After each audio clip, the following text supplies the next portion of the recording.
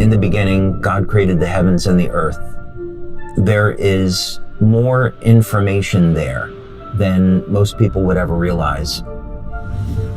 I was 8 years old, and my parents wanted to take me to the workshop of Thomas Edison.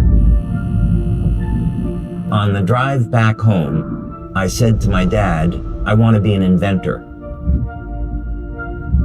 Light, as it turns out, is the primary control mechanism for everything else that happens in the body.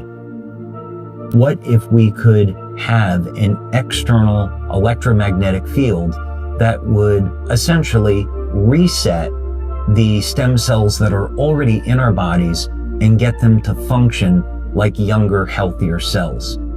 What if in the process, we actually found out that in a book that was written thousands of years ago, that information already existed? God has left his fingerprint in natural design, and that blueprint shows up in nature. The mathematical codes are identical. The implications to this are absolutely extraordinary.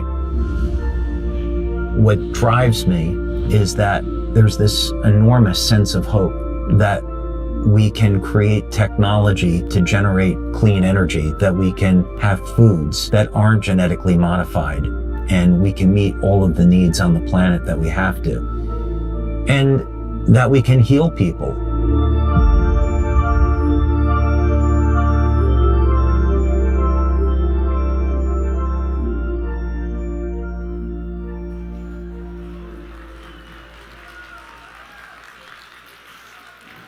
A couple of years ago, I had the opportunity to meet the brightest light, one of the very brightest lights I've met in my life, and certainly the brightest light that I've met in over a decade.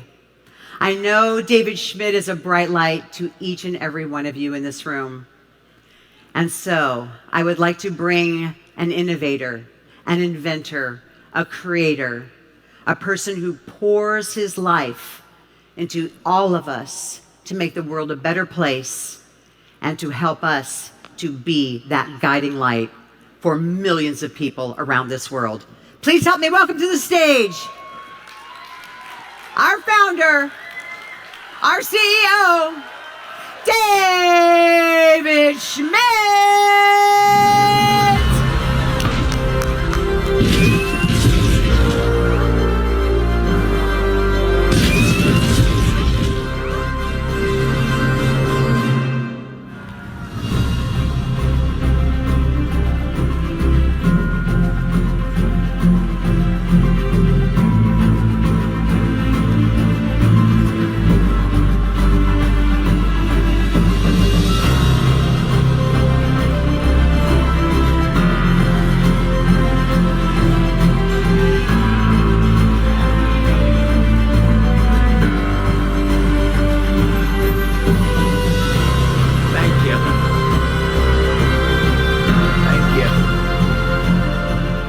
Thank you very much. Thank you. You all have a great time last night?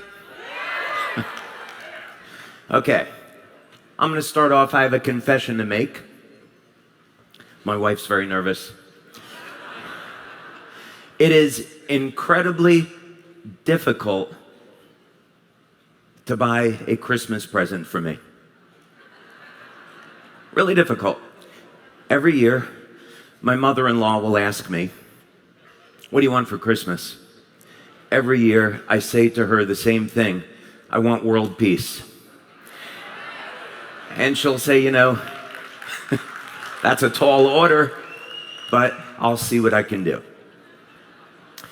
But I'm obsessed with this idea that is there a way we could get human beings to stop trying to kill each other? That's it. Really simple. How do we do that? So for years, we have been stimulating the body with light. That's how these patches work. We gently stimulate the body with light, and we produce these amazing effects. But what if we could take light inside of our body? What if there was a way we could create a technology that would release light from within. Today, you're going to see that technology.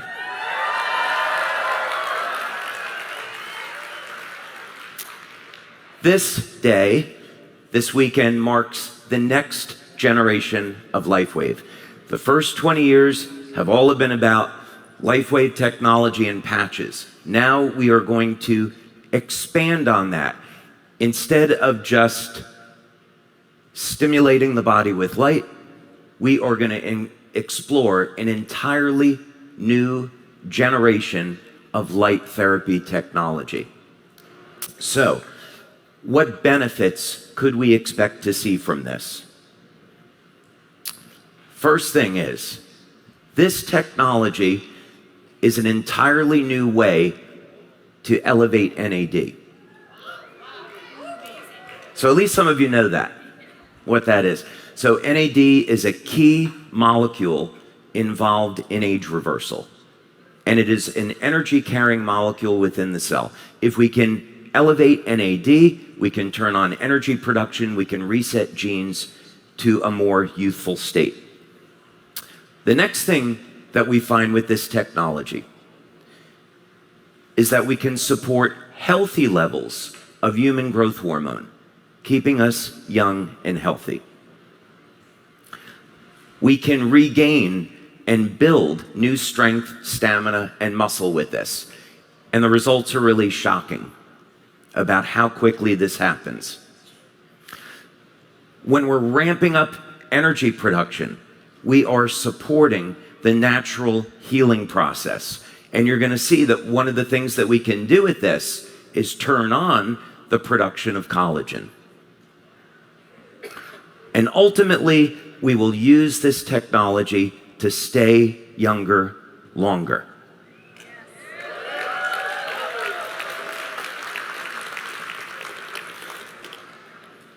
So increasing NAD, supporting growth hormone levels, more strength and muscle, natural healing, and living younger longer. These are 5 new benefits that are all coming from one new machine. So today, you are going to meet our new LifeWave water technology.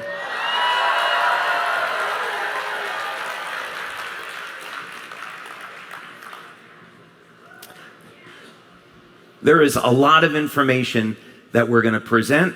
I'm going to go through some of this very quickly. So if you want to take pictures, feel free to do that.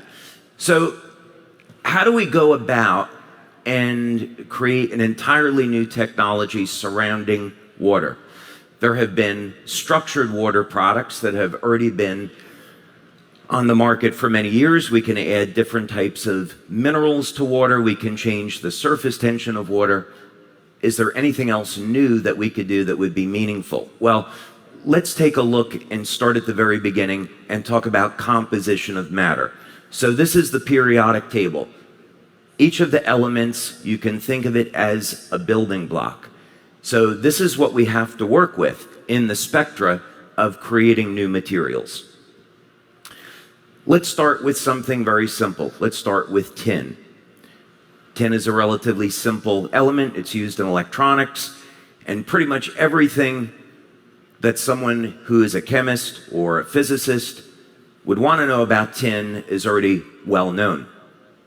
We take tin and we combine it with oxygen in the presence of heat, and we get a tin oxide.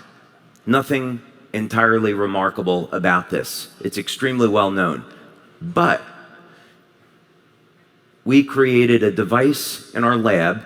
I have multiple patents on this now.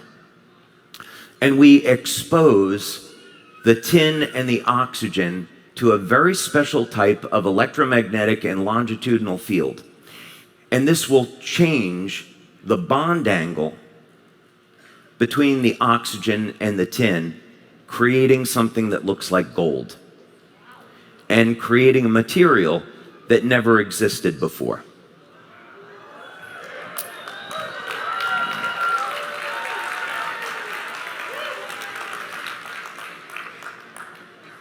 And here's the really interesting part.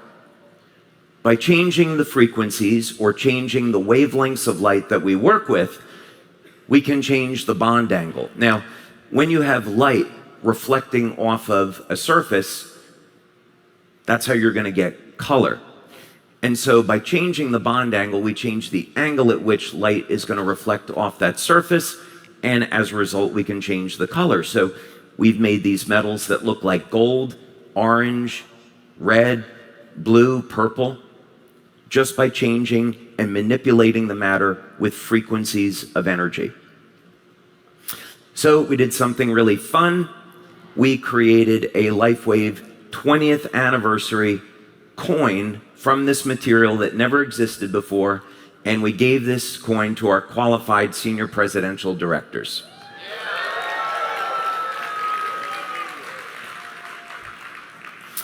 Okay, so very quickly, here is a laboratory report that we did. So when we are going to run these tests, how do we know that this material never existed before? Well, quite simply, we hired a laboratory.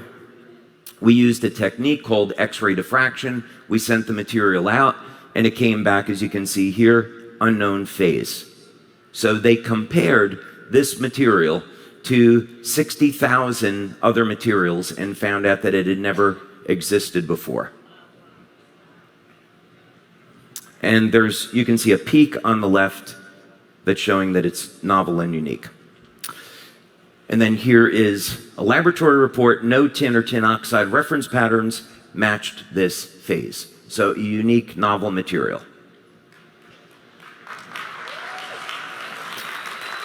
Okay. So here's the important thing, is that these experiments showed that we could manipulate matter with energy. We could create new matter. That's an extraordinarily powerful tool. So the question is, what are we going to do with this new technology? What frequencies would we use and why? That's a pretty good question. We should have a mathematical model for this. My dad is a music teacher, so I grew up around music. And when we look at the musical scale, we see the musical scale is based off of 440 hertz tuning.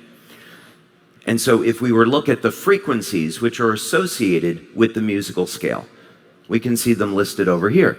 And you'll notice immediately this is a little bit unusual, right? Why do we have all of these odd numbers? It looks very, very random. And we see that this musical scale came in 1834 from the German natural scientists. Seems kind of unusual that they would create this 440 hertz tuning. Well, is there a way that we could mathematically extrapolate what musical tuning should be based on? So let's do this. We take a chart, and on the vertical column, we're going to put the number 2, horizontal column, we're going to take the number 3. And all we're going to do is we're going to double the numbers on the vertical column, and we're going to triple the numbers over on the horizontal column. And then we're going to take the product of each. So in other words, 2 times 3 is 6, 4 times 3 is 12, and so forth. And we continue to fill out these columns this way. Okay. Now, as we're creating this chart, we get to the number 432. So 432 is very close to 440. So let's see if we could create a musical scale based on 432 hertz instead of 440 hertz. Thank you. Wasn't my idea, but I appreciate it anyway. Now, here's another thing that's very interesting. I have a friend, Terry McGrath, who is a physicist, and he has a patent called the Physical Quantum Atomic Model of the Atom. And in that model, an atom, you never heard of that before? Am I the only one that did the homework? My goodness. Okay. So 108 is the number of resonant nodes within an atom. So this starts to make sense. In other words, if you want to affect matter, you should have a model that allows for manipulating the atom with resonance. And that would be based on 108 hertz or 108 nodes within the atom. So this started to look very promising.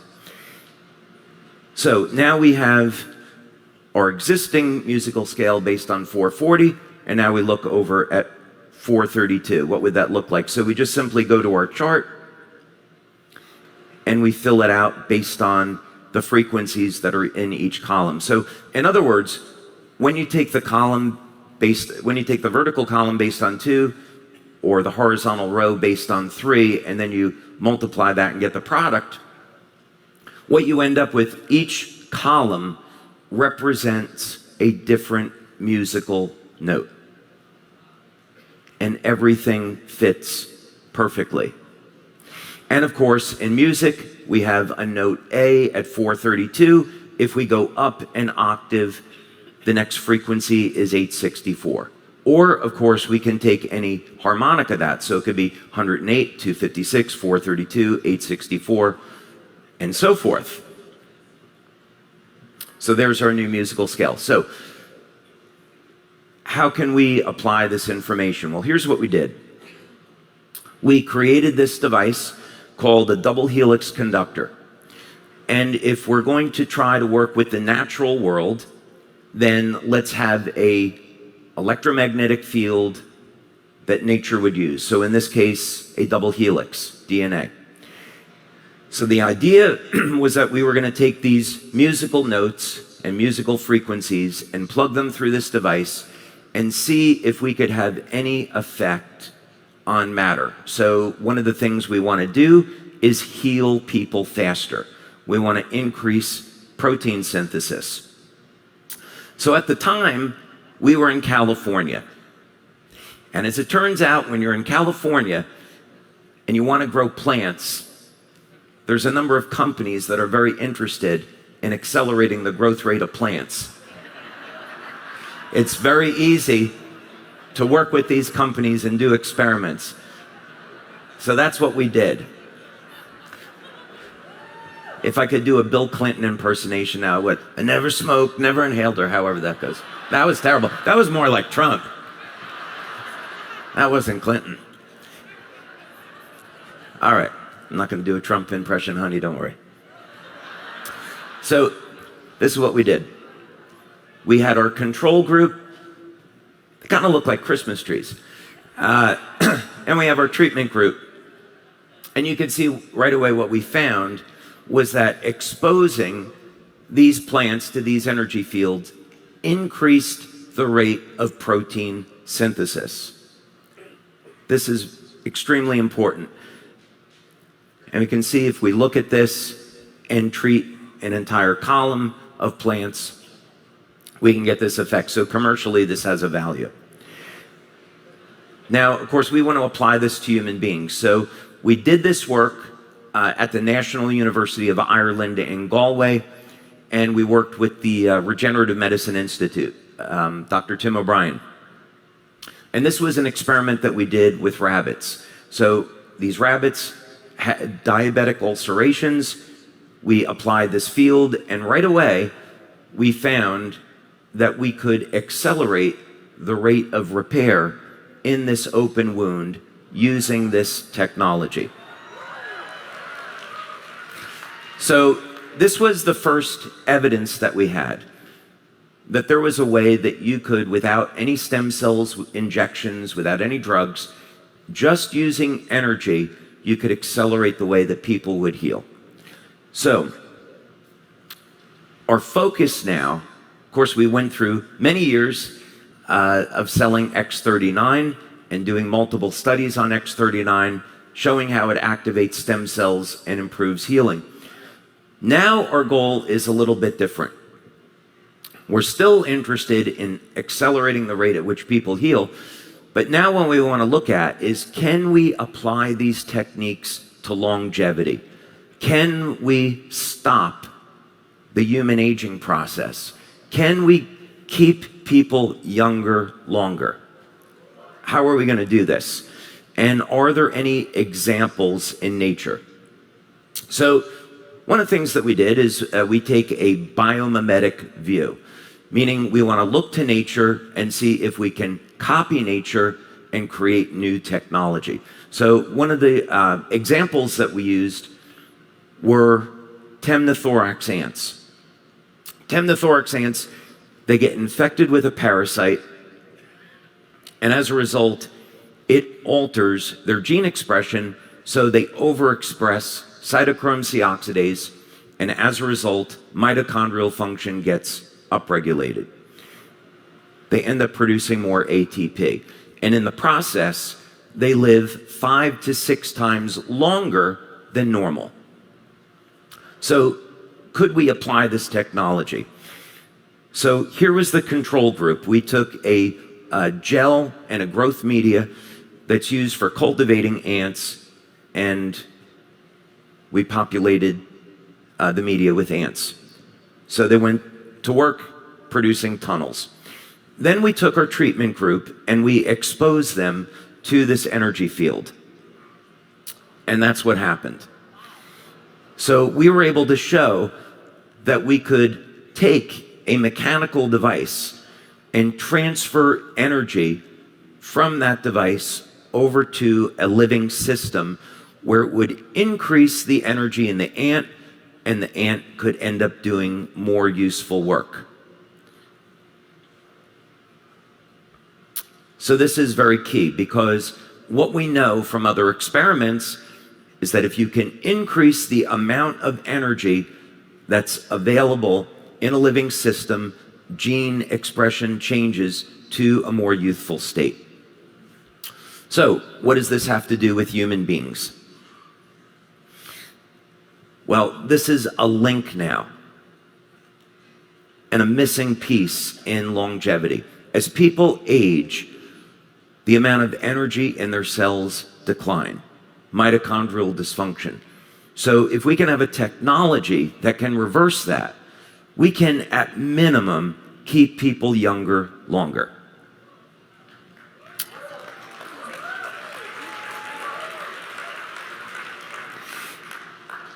The next model that we went to was working with lobsters. And as it turned out, the technology that you're going to see today is based off of how lobsters completely defy the aging process. Now I have another confession to make. When we first built this equipment in our lab, I have a lot of really talented engineers that I work with, and we were setting all of this up and going through all these trials, and we got the first drops of this new water coming out of the machine. I said, I've done it. I've created lobster water.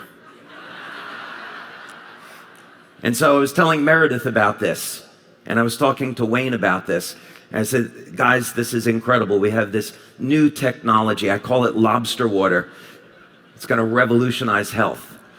And Meredith said, question, is it too late to change the name? Needless to say, your product will not be called lobster water. But it is the key to bringing light into the body.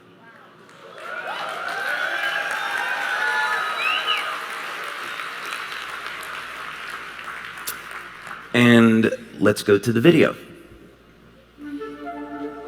For those curious about the intersection of science, faith, and naturalism, there sure are some fascinating conversations and facts out there that speak to the concept of intelligent design, the debate on God's existence, the age of the earth, unfathomable mathematical coincidences, Bible codes, and more. For instance, with over 11 million followers on YouTube, Destin Sandlin from Smarter Every Day recently visited Vanderbilt University to do research with his camera rolling on the existence of something called the flagellar motor. The implications for a biomechanical motor are insane. Think this bacteria is somehow moving just to move? Think again. This bacteria has an operating system. Yeah. It has sensors. Yeah. It has effectors. It has actuators. Exactly. Yeah. And it has feedback. Yeah, And feedback. I'm getting emotional. I know. Because it's so it's a neat design, is what I'll say. It is. It is. And it is all made out of molecules and looks like a sophisticated biomechanical motor that only recently was brought into focus through intense magnification imaging and modeled by the School of Pharmacology at Vanderbilt. It's made up of molecules and is hereby chance? So the flagellar motor exists, and it's amazing. It's complex, and it reminds me of an electric motor, and I love it. Like, I love this thing, and I think it's incredible. There are implications for the fact that something so complex exists and is so integral to the creation of human life. I mean, this is fascinating stuff. So it also opens up a huge debate. People say, well, how can something this complex come to be out of nothing? The logic goes like this. If this motor system is composed of complex individual parts, and all these parts work together to perform the overall function of rotating, then how did the individual parts come to be? Did it all have to happen at the same time? What were the steps these components took to assemble into such a complex molecular machine in the first place?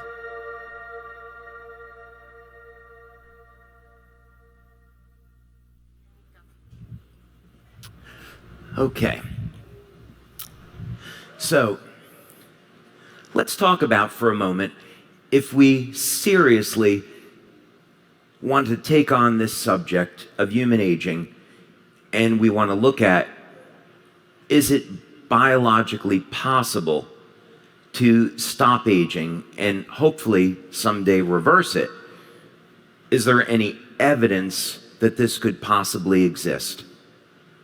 Well, what's so interesting is that when we go back to 2018, when we had the start of the release of X39, we knew that this was going to mobilize stem cells in the body, that this was going to support natural healing, it was going to turn on energy production, help to regulate inflammation in the body, support overall natural healing. We started to see testimonials where it looked like people were becoming younger. Here was one example. One person likes that.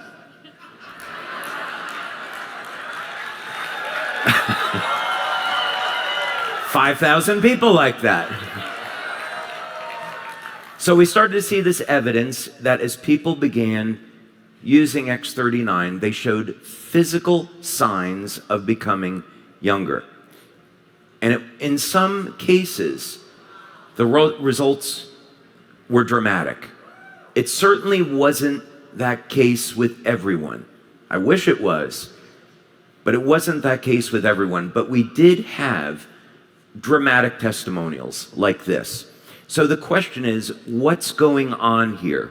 What can we learn, and can we come up with technology to apply this to everyone? Because it certainly looks like it's possible to at least reverse part of the aging process. And certainly copper peptide will do that. So let's take a look through the literature. And this is fascinating. I've used this example before, but it's worth emphasizing again. Oxytocin. Oxytocin is the hormone that we associate with love. It's the hormone that's released when a woman gives birth, so it allows for bonding between, I was going to say a woman. Is that okay to say these days? I think it's okay, right? Yeah. I'm going to say it anyway because I know there's men and women. And a woman is a woman. Okay? As a matter of fact, I think you should elect me to the Supreme Court because I can say what a woman is. Okay. All right. Anyway. So that's how it works. Now, here's the really interesting thing, though, about oxytocin, is that if we take old muscle tissue and we expose it to oxytocin, it will have a rejuvenation effect on that muscle tissue. So the muscle fibers begin to look like and resemble young, healthy tissue. So this can't happen unless we're having an effect on the genes. Now, we can understand this from the perspective of biochemistry. So when we're in a state of love, there's a state of reduced stress, anxiety, the body's calm, we're conserving antioxidants, there's less inflammation in the body. And ultimately, when we're not in a chronic state of inflammation, that means we're protecting our DNA. So it's kind of easy to understand on this on a biochemical process when we're thinking of prevention, but when we're thinking about age reversal, that's an entirely different subject. There's more going on here than simple biochemistry. So let's see if we can understand that. So let's take a look at lobsters. We're going to use lobsters as a biological model. And lobsters are able to defy aging. There have been lobsters that have been found that are over 130 years old. And lobsters don't age during that process. So if you were to examine the muscle of the lobster that's 130, it would look like it is young and healthy. There's no type of oxidative stress, no inflammatory stress, no signs of aging whatsoever. In fact, as lobsters get older, they get stronger. So we want to understand this. They're not going to die due to old age. Lobsters will be killed by a predator like human beings. They're going to get sick, or they're going to outgrow their shells. Those are the mechanisms in which a lobster is going to meet their end, but it doesn't happen through normal aging. So when scientists look at an explanation in the scientific literature, the prevailing theory is that this all has to do with the telomeres. Excuse me. So this is based on telomere biology, meaning that telomeres are the rods on the end of chromosomes, and they're going to control the number of cell divisions. So as we age, as human beings age, these telomere rods get shorter and shorter until finally we're in our 70s and our cells can no longer multiply and divide. In lobsters, that process never happens. Lobsters, their cells will continue to divide an infinite number of times. So of course, humans have these telomeres, and one of the searches today in telomere biology is to look for either a drug or a naturally occurring material that can keep the telomeres lengthened. So, all that information is true. However, what we found in our research is that this was not the whole story. It was part of the story, but it doesn't explain everything. So, what if there's more going on here? Let's see what we can learn. What if there is some natural living code that's responsible for the lobster's immortality? We already know that everything in the body is controlled by light. It's the way we were created, it's the way we were designed, and it's very easy to prove scientifically. The electromagnetic systems in the body, the electrical systems in the body control the biochemistry. So there must be a way to tap into this. How are the lobsters using their energy fields to prevent aging? That's what we want to know. So since we are in the business of treating the body with light, a valuable tool is spectrophotometry. Spectrophotometry is going to measure the energy that is absorbed or reflected or emitted by a material.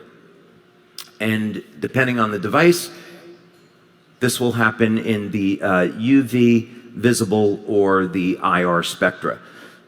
So we get our light source, it goes through a lens to help focus this, we get a spectra of light, and then we look to see when we're testing a material, how that material responds to these different wavelengths of light.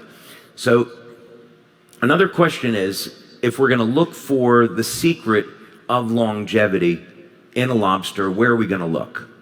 So we have a research tool to do the examination, but where are we going to find this secret? Well, we can look to the Bible, because the Bible is going to contain incredible information.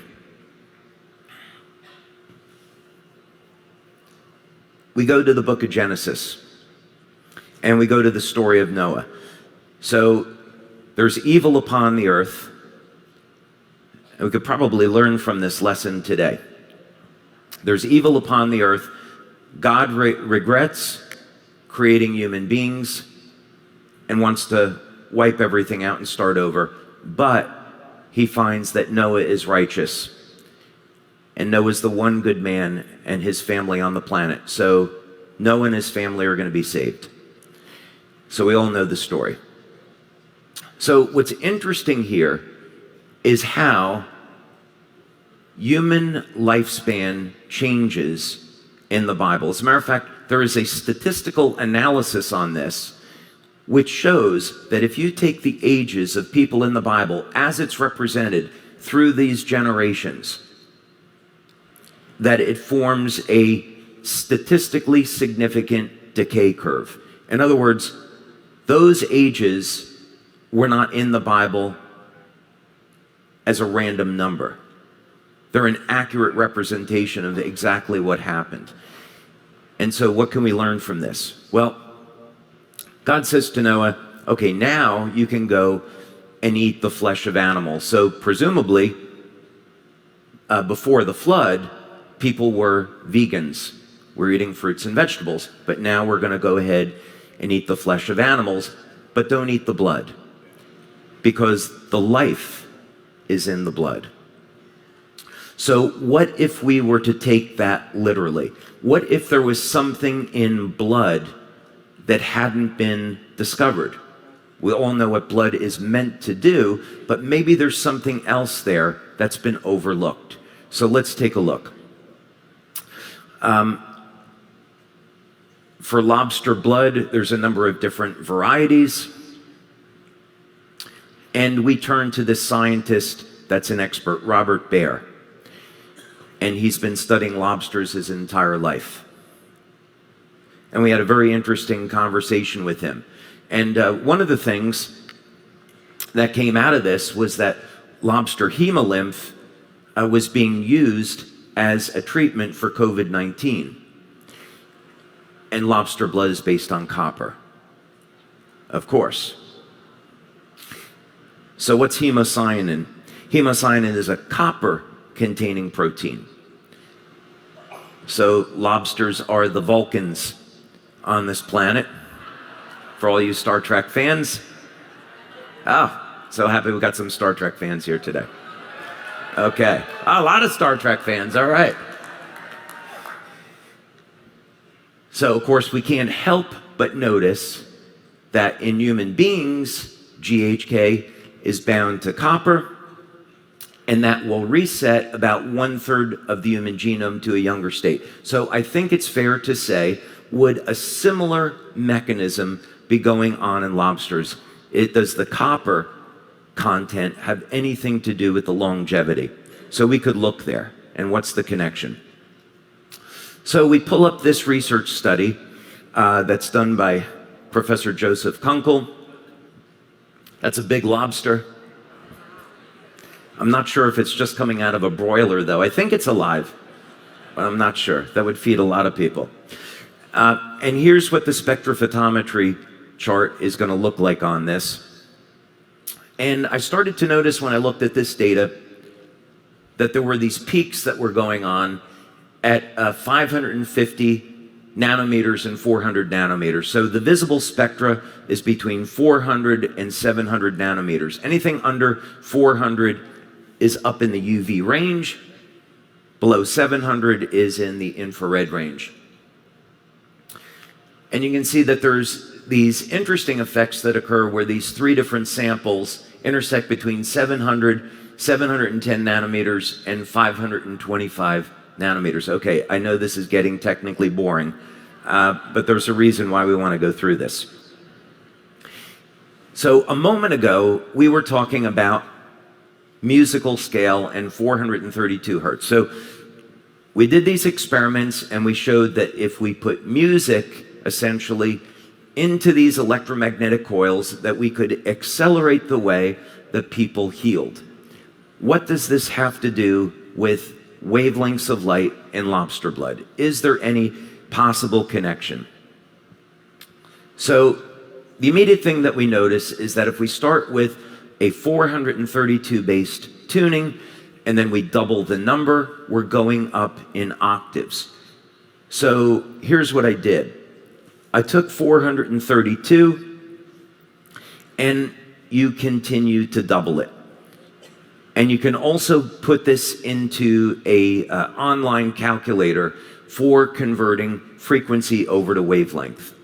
So there's a number of ways to make this calculation, but basically you can convert a musical note over to a wavelength of light.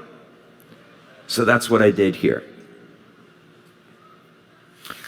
And we end up with 400, when you do the calculation, you end up with 432 hertz equal to approximately 631 nanometers. Now, I'll tell you why that's interesting. It's interesting because in the scientific literature, 630 nanometer light is one of the wavelengths of light that's used to turn on mitochondrial function. And 440 hertz is not. All musical instruments should be tuned to 432 hertz because it is harmonic with the human body. It actually promotes energy and healing. Alternatively, we can use 630 nanometer light to turn on mitochondrial function. But we're still going to, if we do that, we're still going to be stimulating the outside of the body. And the patches are still superior in this sense because we can turn on specific peptides in the body that you can't with normal light. But this is a very powerful piece of information. So let's take a look at this. So we go back to our lobster data, and now we have 550 nanometers is one wavelength of light that's coming off of lobster blood. 630 nanometers, we took that number based off of 432 hertz tuning because that's what we were using in our experiments. And my hypothesis was that 630 nanometer light is in the lobster, we just didn't detect it in the lobster blood. So I had that hypothesis. And then the other wavelength of light was somewhere on the chart, it would be somewhere between 700 and 709 nanometers, roughly. Those are the wavelengths we were working with. So this was my first invention that came off this process. I call it a biophotonic reflector and ended up getting several patents on this. And if you look inside this device, you'll see that we have a series of optical filters, very high precision optical filters, along with an optical grade mirror. So essentially, we take the light, the naturally occurring biophoton emissions from the human body, they pass through the filters, hit the mirror, and then come back to the human body, but only specific wavelengths of light stimulate the surface of the skin. So that was the idea behind this. Let's see if we could treat the surface of the skin with the same wavelengths of light that are responsible for keeping lobsters young. Did that make sense? Okay, that was the objective. We got 2 to 3 years of age reversal in 10 minutes. And the way we measured this was through looking at the cell capacitance, the size of the cells. So a measure of how cells age is in their size. As we age, the cells will begin to shrink. And the electrical charge of the cell will start to become smaller.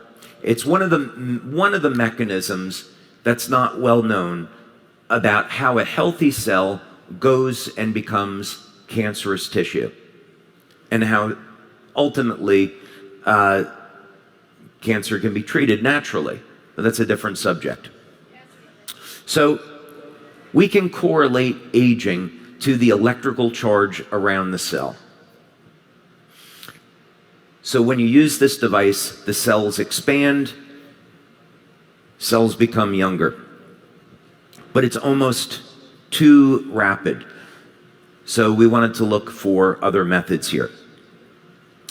Now let's go back to this idea that we can use technology to create new forms of matter. Maybe we could take some of those experiments that we did and apply it to this new knowledge that we have. If we were going to create new matter, what would we do?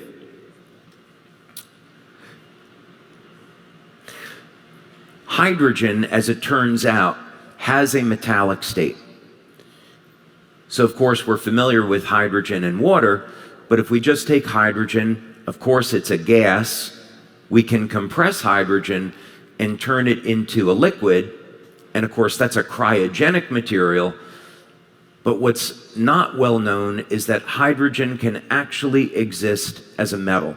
So if we go back to these experiments and we say, okay, we took different types of metal. We took bismuth, copper, tin, aluminum, antimony. We put them into the presence of oxygen, exposed them to light and these electromagnetic fields, and we created new matter. What if we could take water and we could break it into hydrogen and oxygen, treat hydrogen like a metal, recombine the hydrogen and oxygen in the presence of a catalyst using a specific type of energy, and reassemble it into a new form of water that never existed before? That was the hypothesis.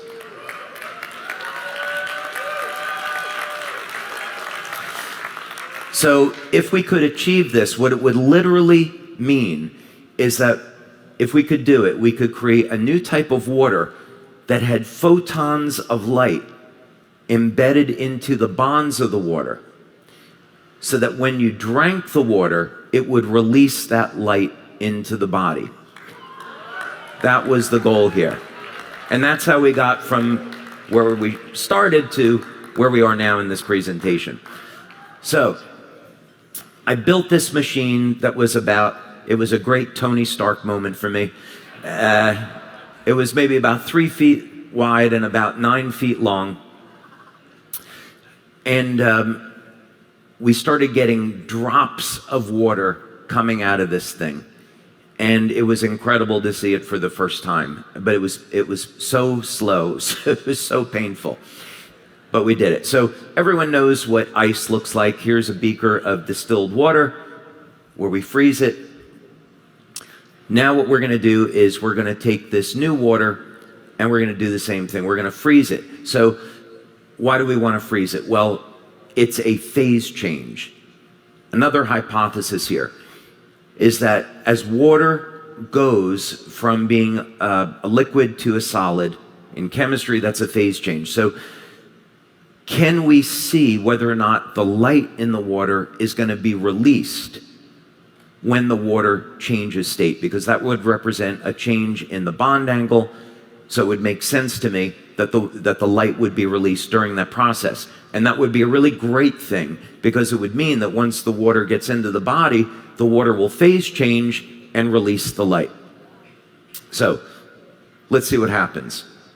We started freezing it, and we started to notice these highly coherent threads of water crystals. So this was important because we know that if you were to have a structured water, the water is highly organized. So we start to see some evidence here. And sorry, I'd skipped ahead one. Okay, now we're good. When the water freezes completely, really interesting things happen. We get a vortex funnel that occurs at the center of the beaker. And of course, we associate vortexes with natural energy and living systems. If you look at the beaker from underneath, again, you can see this implosion that occurs as the water crystals move towards the center as compared to the control. As you change the wavelengths of light that we use to treat the water, different shapes start to appear, living shapes start to appear. In some samples, they resemble an egg. And what do we think about eggs? Eggs are life. And depending on the type of water that we use and the treatment and the amount of treatment time, we get an increase in the density of the number of water threads. So what this means is that we can control how much light is in the water through the settings. You probably would like to see this now, right? Okay. We're going to watch now a time-lapse video that we took. What we did in our lab was we took a freezer. Okay, we're going to play it. So just watch it. We have our freezer, and it has a glass front. We have a time-lapse camera. So you're seeing this water sample being frozen over a period of about 4 or 5 hours.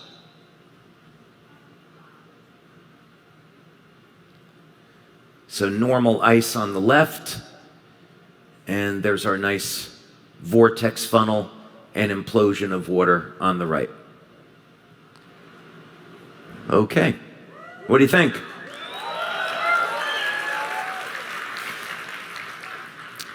And then sometimes really weird things will happen when we're playing with the settings on the machine. Sometimes we will get these pylons that will rise out of the water. And we get all different types of shapes.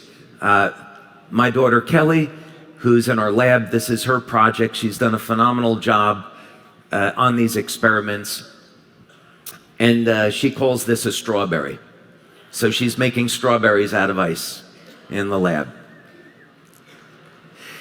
So now that we have created a new form of water, the question is, and by the way, this is patented already. This was a very quick patent for us. So we'll have just filed another 4 patents on this. We'll have over 20 patents on this technology by the time we're done. So we need to be able to determine if there's any benefits from drinking this water. We've created this new form of water, never existed before. Now we want to know if there's any longevity benefits. But what happened next, I think, was even more incredible. We had created this new water, never existed before. We did it from using a piece of equipment that has only been around since the 1950s, spectrophotometry. So prior to 1950s, there would have been no way to figure out what wavelengths of light lobsters were emitting, which was fundamental to this discovery. What I found, though, what I didn't expect, is that the same codes, the same living codes that I used to create this technology were found in a book from 5,000 years ago. The key to this discovery was already in the Bible. Let's go to the video.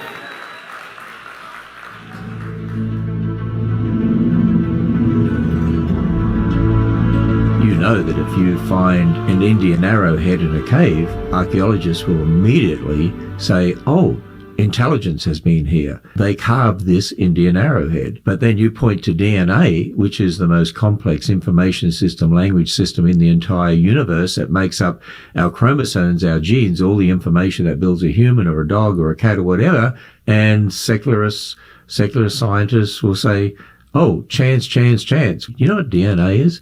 It's like a complex information system. You see, life is built on information. Do you know how much information there is in living systems on this planet? It's not billions. It's not trillions. It's actually zillions of bits of information. And you know what? You've got to have a language to read the information. Do you know DNA not only has an incredible amount of information in it, but it also has the information to make a language to read the information. If you're going to read a book and it's in Russian, you need to know the Russian code or language or you can't read it. Actually, the word mathematics did not mean the science of quantity until Aristotle.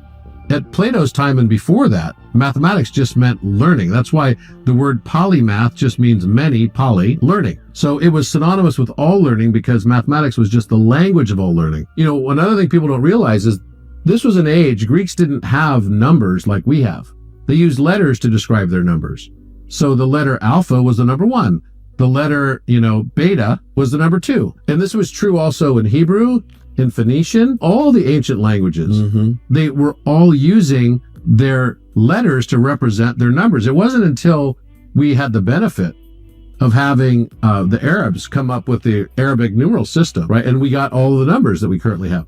But when you think about that, that means that all of the things that were written had both a literary meaning and a mathematical meaning. And this is there's a whole study of this that people have long ignored, which is called gematria, right? And so there are hidden codes within the Bible that people that study this stuff swear by because they can find these hidden codes inside of it because that's the way it was written in the first place. Okay. So let's take a look at this. And if we're going to look in the Bible, let's start right in the beginning. In the beginning, God created the heaven and the earth. So, what information could possibly be there where we could learn something new that isn't already self-evident? Well, there is, as it turns out, more information there in this one simple sentence than we might normally think. So let's look at it. First of all, in the beginning, we can think of this as representing the concept of time, past, present, future. God created the heaven. Well, heaven is kind of everything around us. That's space, length, width, and height. And the earth, that represents matter, solid, liquid, gas, plasma. So here in this first sentence, we have the very foundation of everything around us. And actually, this is quite consistent with how we might think of the start of everything. So in other words, God is outside of normal space and time. There's this event called the Big Bang, if that's how everything really began, and then all matter and everything around us came from that. And in this one sentence, all those concepts are there. But let's dig a little bit further. So we're going to look at the book of Genesis in the Hebrew, because we can convert Hebrew over to a numerical code. We can convert the letters over into numbers, and we can convert the words over into numbers. So if we were to look at, in the beginning, God created the heaven and earth, in Hebrew, this is what we would see. And we see something very interesting. There's 7 words here, and there's going to be 3 words to the left of center, 3 words to the right of center. That center word can't really be translated into English, not completely.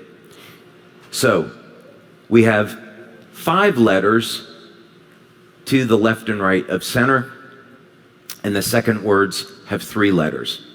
Okay, that's a little interesting.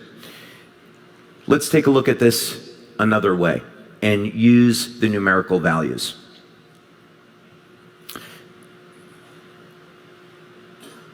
First, let's go back one slide. Because actually there was something here I wanted to show you that wasn't here. We can look at this as being a ratio. 3 words out of 7, or 7 words and then 3. 3, 7, 7, 3. Those numbers mirror one another. Oops. Try that again. Okay. So we're going to convert these letters and words over into numbers now, and this is what it's going to look like. So far, they just look like numbers, and nothing really much more about that. Oh, there's our 3773. My mistake. Okay, so we got these 7 words total, 3 on the left, 3 on the right. Now, let's just start someplace, and let's add all of these numbers together. We come up with 2,701. Okay, so far, nothing really remarkable about that. Apparently, however, 2071 is 37 times 73. 3773. And I want you to remember that 3773 because later on it's going to become very important because it was foundational to a discovery I made. 37 happens to be the 12th prime number. 73 is the 21st prime number. 1, 2, 2, 1. Those numbers mirror one another. Maybe there's something about that that we're supposed to pay attention to.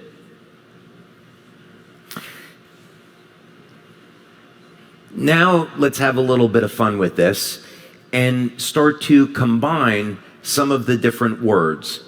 What might we find? Well, let's take God, the earth, and the heaven as a concept and add those numbers together. We get the number 777. Interesting? Does it mean anything? Now let's say God and the heaven. That equals 888. Now let's take in the beginning God. And as you might expect, that is 999. So we start to see a pattern begin to form. As an inventor, I'm always looking for patterns. I'm looking for patterns in nature because those patterns are not there by accident. There has to be a meaning behind it. So if the Bible is indeed the inspired word of God, then what you would expect from a being that created everything is that God would have to be the ultimate scientist, physicist, inventor, creator, and that God would put a mathematical code into the Bible for people to discover so we could believe. But maybe it's also an instruction manual.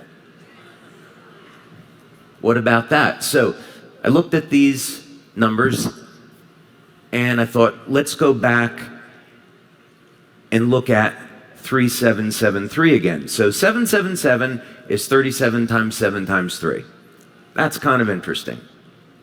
888 is 37 times 8 times 3. And 999, 37 times 3 times 3 times 3. This is starting to not look like a coincidence. And these numerical codes are only the beginning, because you see these numerical codes throughout the Bible. But what does this have to do with lobster blood? Is there any connection there? So we go back to these wavelengths of light. What we had already seen was that 550 nanometers, 630 nanometers, and 700 to 710 nanometers, when we created this biophotonic reflector, we found it was capable of, at least in part, reversing part of human aging. So we have in the book of Genesis the story of creation, the story of human beings, and then ultimately the fall of man. So you might expect, if there's a mathematical code in the Bible, in the story of creation, we might find that same mathematical code in nature. But you can see that these numbers are not the same as 777, 888, 999. So on the surface, well, there doesn't seem to be a pattern there. But wait. 3773. What if instead of that just describing the number of words and the way those words are arranged in the book of Genesis, what if it's a ratio? What if what God is trying to tell us is you need to look at the ratio of these numbers? So that's what I did. Let's take a look at that. There's our biblical code. There's our lobster code. 777 divided by 888 is 0.875. 999 divided by 888 is 1.125. So we're going to take 631 nanometers at the center over here on our wavelengths, multiply it by 0.875, and we find about 550 nanometers. When we're working with light, if we're within 3 to 5 nanometers of a target, it's considered relevant. And when we're looking at spectrophotometry data, that is about the tolerance that we work with. We take 631, multiply it by 1.125, and there is our 710 nanometers. So the implication to this is pretty extraordinary. It shows that there is a mathematical sequence of numbers that aren't there, that's arbitrary. And this ratio, same ratio, can be found in living systems. Or Spock would say, it literally is Genesis.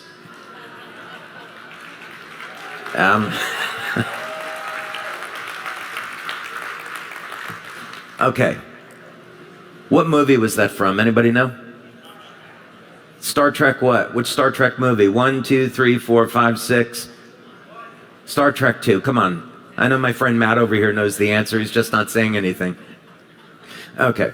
So what does this all mean? Well, I think in simple terms, we can say that the Bible is a historical document.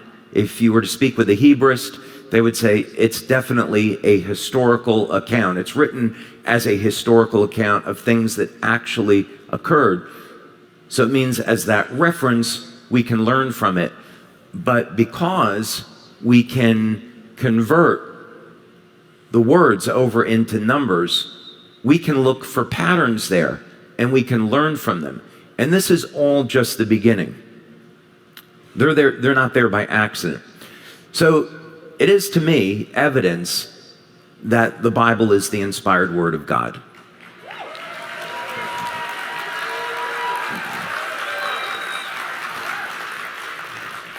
But I want you to think about this, and let's go a step further. God creates all living things. Then these codes, they show up in nature. So as you would expect in our natural world, that there is going to be intent and intelligent design when it comes to all living systems. So as you saw in the video, we even have molecular motors, molecular machinery that is in our body. Things that are highly complex that 100, 200 years ago was never even expected to have existed. But it does exist. And we can use this information to create new technology that never existed before. And we're really just getting started with this. So God creates all things, and like an artist, God signs his fingerprint in nature, leaving it there for us to find. So this is incredibly exciting to me because it means that when the Bible was written thousands of years ago, they didn't have modern technology like spectrophotometry, where they could analyze lobster blood and then say, okay, we're going to write the book of Genesis so it lines up with lobster blood, right? That didn't happen. God creates all living things, and this pattern is in our very DNA. It's the makeup of who we are. And it means as a race, we're all united. We're all human beings. We shouldn't be fighting and killing each other. We should be uniting with one another.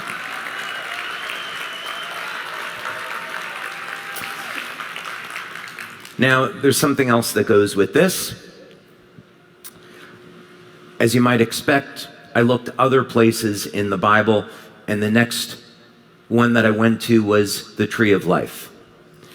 So I'm going to be talking about this more. I'm actually running a little bit ahead, which is great. I have a little bit more time to talk about this today, which I wasn't expecting.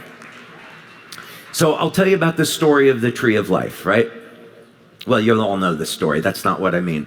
So the Tree of Life, we know that when there's the fall of man, I'm certainly not going to blame women, not here. We all know what happened. But there's the fall of man, and what God says is, okay, we have to separate now human beings from the Tree of Life. And so you could say then in the beginning that human beings were designed to be immortal, that we were never designed to age. And so there was a mechanism that existed on this planet to prevent us from aging. Just like lobsters never age, planaria, hydractinia, tardigrade, these living systems. And by the way, did you notice that these living systems live in water? And they're found in seawater. So there has to be a connection there. So if a mechanism was put onto our planet to prevent human beings from aging, and it was this thing called the Tree of Life, we obviously don't have this here today where we can look at it and examine it scientifically, but what we do have is the mathematical code in the story of the Tree of Life. So I looked at that code, and I distilled that code down into a number. And that number, when I looked into the scientific literature, was a wavelength of light that stimulated the production of telomerase. And when I looked at the compound that was responsible for that, I found it in lobsters. It all comes together.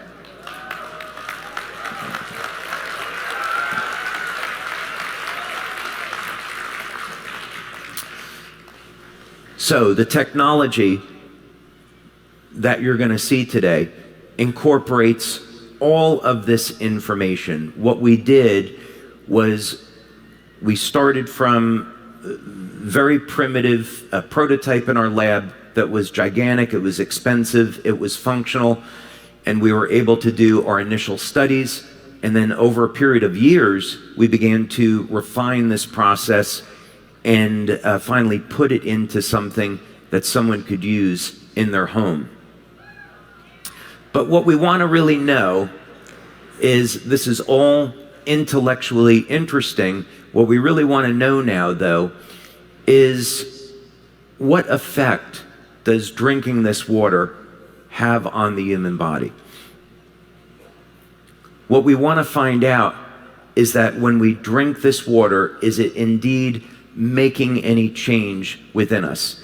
And that's what we're going to take a look at. So let's go to the video.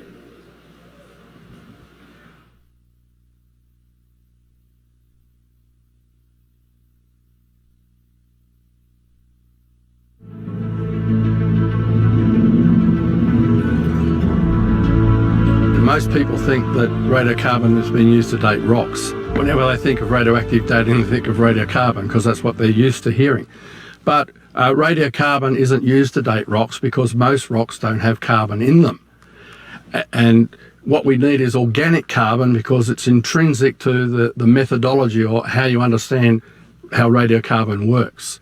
How does a tree then get carbon-14 in it? Well, it's simple because the radiocarbon is produced in the upper atmosphere. Cosmic rays bombarding the Earth's atmosphere turns nitrogen atoms into carbon-14 atoms, which circulates into the carbon dioxide that we breathe.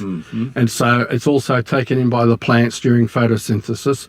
So it's in the wood, it's in the leaves, it's in the vegetables we eat. Animals take it into their bodies, so it's in the animals that we eat, so it gets into our bodies. So not only are all these plants around us radioactive with radiocarbon, but we are ourselves. So you have it, I have it. Correct. And as long as we live, we're taking more radiocarbon into our bodies.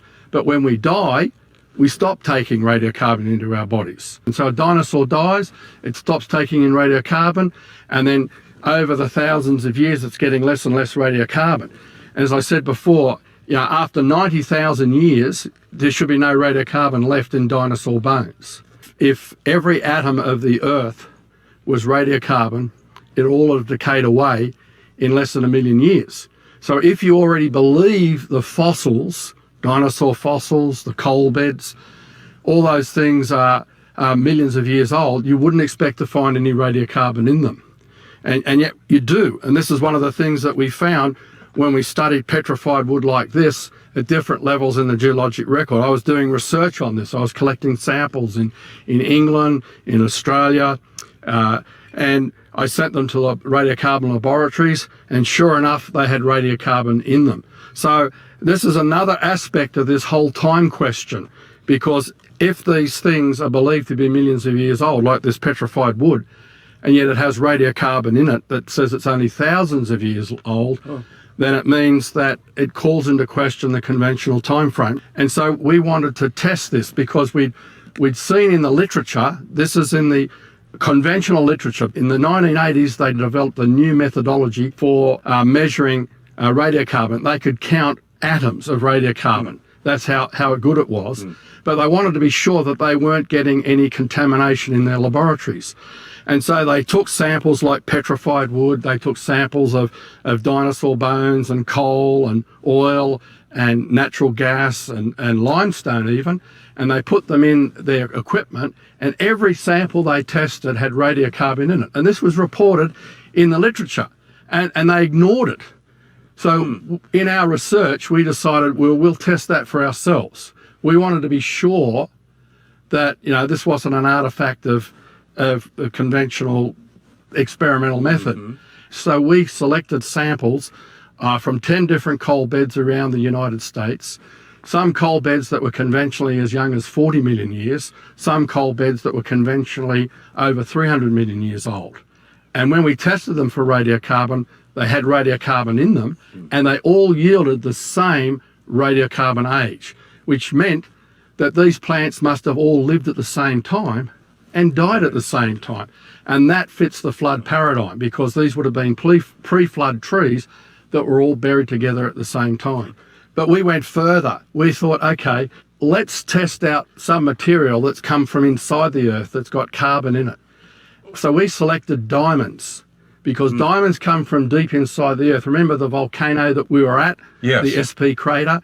Well, from inside the Earth, we have these volcanic eruptions that bring diamonds up. They're made down deep inside the Earth, which means the diamonds have never been in contact with the atmosphere until they're brought to the surface. Because carbon-14 is produced in the atmosphere, we wouldn't expect them to have any radiocarbon in them. Because also, they're the hardest substance known, so they can't be contaminated. So even when they arrive at the Earth's surface, you're not going to exchange carbon-14 in the atmosphere with carbon in the diamond. So whatever the diamond brought up from the depth has been bottled up and locked in. So we tested the diamonds. We got several diamonds from Africa, and every one of those diamonds yielded radiocarbon at much the same age.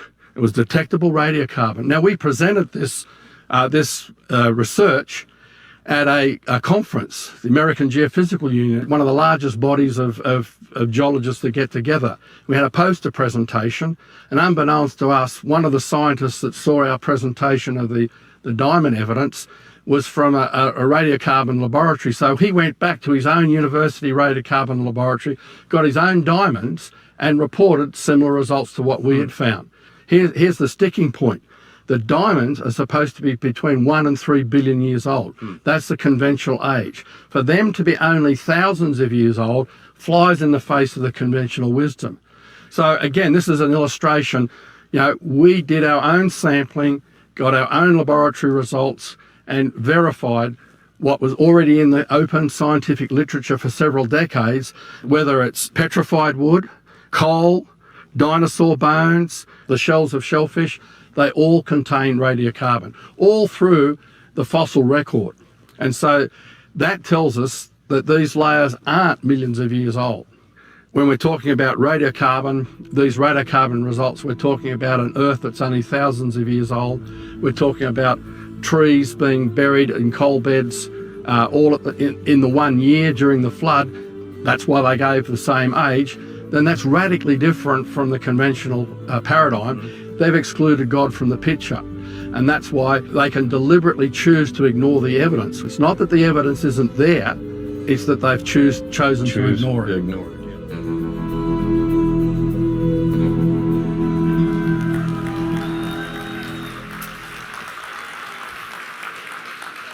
One of the reasons why we wanted you to see that clip was because in science, sometimes people, they hold on to a belief even when new evidence is presented. It's called having dogma or being dogmatic, right?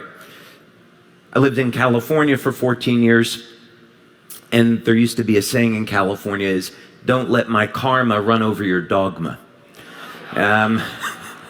So it's not good to hold on to a belief so strongly in science where you're not open to seeing new information. There's always new things that are being learned, and we should be open to exploring these things, even if it flies in the face of what's long been established as scientific fact. That's the way we're going to explore and learn new things and expand. So let's take a look at this now. Previously, people might have thought, well, okay, light therapy is all about stimulating the body with light with some type of device. In our cases, it's with patches. But this idea that you could actually release light inside of the body and embed water, which goes everywhere, with light. This is an entirely new concept. And undoubtedly, there's going to be some skeptics that'll say, no, that can't be possible, but we've actually proven that this is what's going on here. So we have a total of 7 human clinical studies now, and we've completed 4. The 5th one will be completed, I hope, this month, and then we have another 2 that are in process. So we took the initial study that we did and learned an enormous amount of information from it.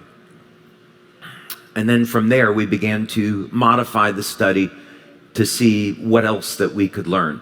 So in the first study that we did with this light water, do you guys like the name light water better than lobster water? Okay, all right. So the first study, what we wanted to do was cast a huge net. And we essentially wanted to find out, well, what's going on in the blood, in the urine, what's going on in the bioelectrical system in the body.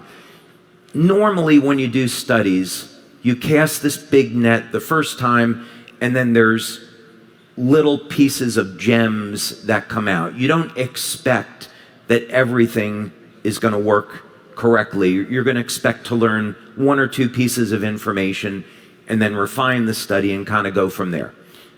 In this case, that's not what happened. We did a blood study in this first study with dark field and bright field microscopy. That showed changes immediately after consuming this water. We did a urine test, and the urine test was to look at changes in the metabolism. I'm going to show you some of that data today. And the metabolism data was simply to look at what rate are amino acids being metabolized and used in the body. If we want to have a technology that's going to upregulate mitochondrial function, alter gene expression. It's going to increase the rate at which we heal. We would expect to find that in metabolic data, in urine testing. So we did that, and we did find that. We had people connected to a physio suite. We looked at their heart rate, the heart rate variability. We looked at EEG. We saw changes there. We had people sitting in front of an infrared camera. And we had people drink this water. Now, what we were looking for was to see if people were in pain, and you can see the inflammation on the infrared, if drinking the water would get rid of their pain. What we didn't expect to find is that when people drank the water, we would see light coming out of their throat. And this showed up in some people on the infrared. Now, when we have a new product, of course, we want to see how long is it going to take for people to respond to the product. So most of you are probably pretty happy that people respond to X39 in the first 24 hours, right? Yes, or I thought you'd be happy about that. Okay. In this study, and bear in mind, X39 is our flagship product. So the idea here is that we can have a technology not only to stimulate the skin with light, but now to take light in the body, and the two are working in harmony. So could we see that people's results with X39 would even be faster than 24 hours? Well, we had one person in the study. We had in these 4 studies about 80 people. We had 80 people. One person out of the 80, after drinking the water, responded within only 2 minutes. Yeah, it's one person. I know. 79 out of the 80, we saw changes in the heart rate variability and the EEG in 15 seconds.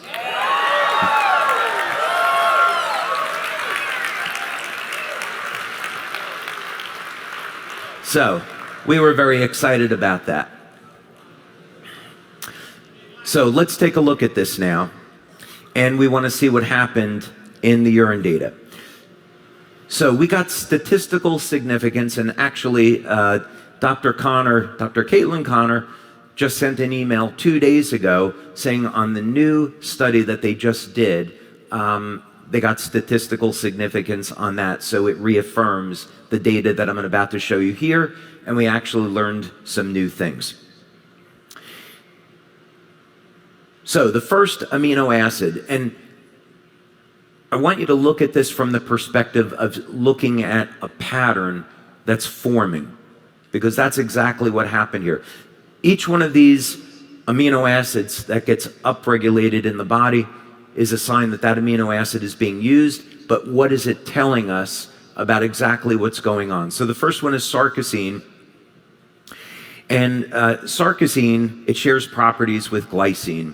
And what's interesting is that it's used to improve cognition. So when you drink this water, one of the effects that people report is a rush of energy up into their heads. That's sarcosine being metabolized and turning on the brain. And if you think about this another way, bioelectrically, if we're releasing light into the body, the big users of electricity in the body are the heart and the brain. The heart and the brain have massive electrical fields. So you could look at it another way. What happens is you drink the water, the light increases the electrical field and electromagnetic field around the heart and the brain, and this triggers changes in the metabolism, and we see sarcosine being utilized as a symptom of expansion of consciousness and improved brain. So expect to have improved memory, focus, processing in the frontal lobes from drinking this water. Okay, serine is another amino acid that we saw, and interestingly enough, searing is related to cognition. So here we have another pathway. So apparently when you drink this water, it makes your brain work better. What else could be going on here? Now, I've got some good news for you, some great news when it comes to you X39 fans, because glycine, which is used in the manufacture of copper peptide and glutathione, gets upregulated when you drink this water. That means people will get better benefits when using X39. Now, not only that, but your lifespan is directly correlated to your body's levels of glutathione. We know that copper peptide declines with age, so the higher your copper peptide levels, the longer that you live. If we had a technology that could prevent us from aging, what you would expect to find is that it would help support your body's levels of glutathione and copper peptide, and that's exactly what we found.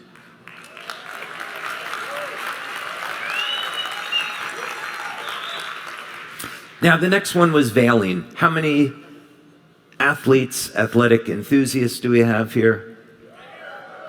I would hope that we would see all of your hands go up, but okay, you can't win them all.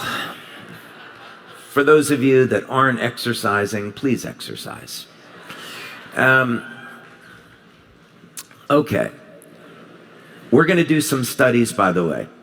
We're doing some studies with this water, and we're going to try to get exercise down to 10 minutes a week. We're going to try to do that. So stay tuned for that. Okay. I'm serious, it's possible. Okay.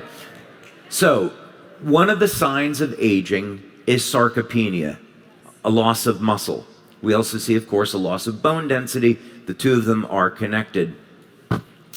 And the branched chain of amino acids, leucine, isoleucine, and valine, if we had a technology that could stop, prevent, reverse aging, one of the things we would expect to find is an increase in muscle protein synthesis.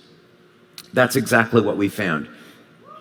Valine metabolism gets upregulated, and also very interesting, I don't want to make a claim about this, I'm being eyed right now, valine is associated with lower blood sugar levels, and it's also indicative of an increase in growth hormone. So I'll let you draw your own conclusions as far as what that means to people that are going to be using the water.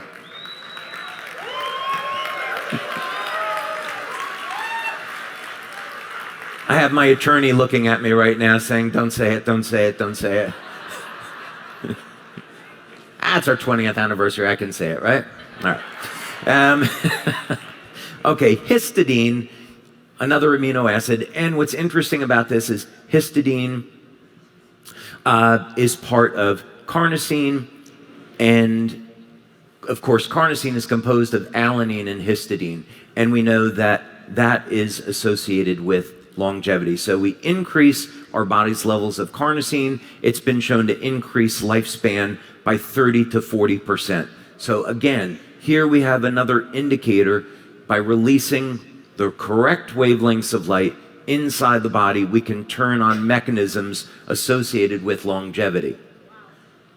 Not surprisingly, along with histidine, we find alanine metabolism getting upregulated as well. And of course, we know alanine is not only associated with carnosine, but also AHKCU, or what we want to upregulate with X49. You drink the water, it makes X49 work better, in addition to X39. Leucine. Okay, so leucine is another branched chain amino acid, and this was the big one, because leucine turns on mTOR, and mTOR, of course, is associated with muscle protein synthesis.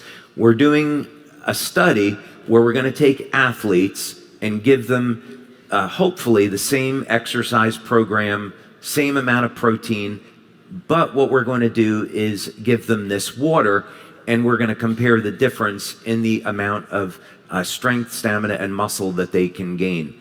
But what we're going to expect that we're going to find based on the results of this study is that as you continue to feed the body more protein and you have the stimulus there, that the body will gain muscle mass very rapidly. I did my own anecdotal experiment with this, and I'm convinced that it works. So this could end up being, water with light could end up being the most powerful anabolic ever created. There's a little bit of a market for that. Methylhistidine, this again is a sign that tissue is being broken down and new muscle tissue is being formed. So we have every indicator here that this product is going to be phenomenal for athletes or simply anyone that wants to push off aging. But you do have to eat right, you do have to get your essential nutrients, and you do have to exercise. Proline. So if we want to stop and reverse aging, we have to reverse what happens at age 25 with us. At 25, the body begins to shut down production of collagen. So of course, by the time we get over the age of 70, it's very difficult to heal. This water upregulates collagen production. So we can expect to see reduction in lines and wrinkles. We can expect to see faster healing. Again, when all the nutrients are there.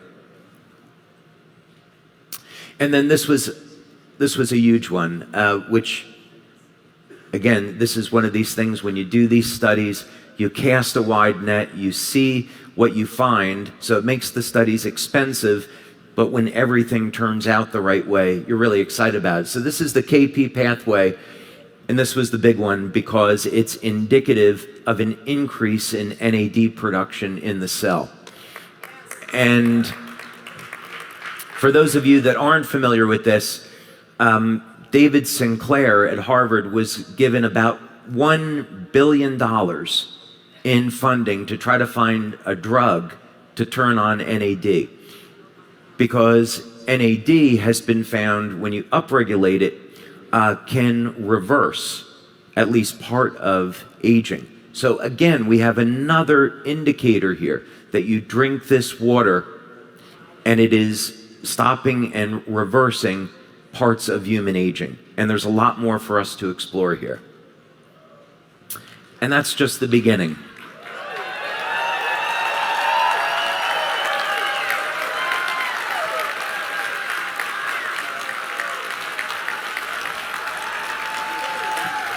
Thank you.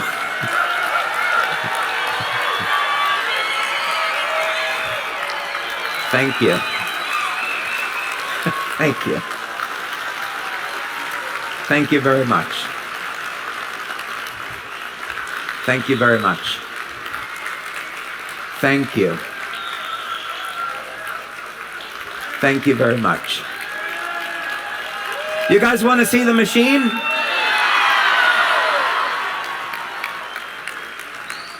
Let's see the video of the machine first, shall we?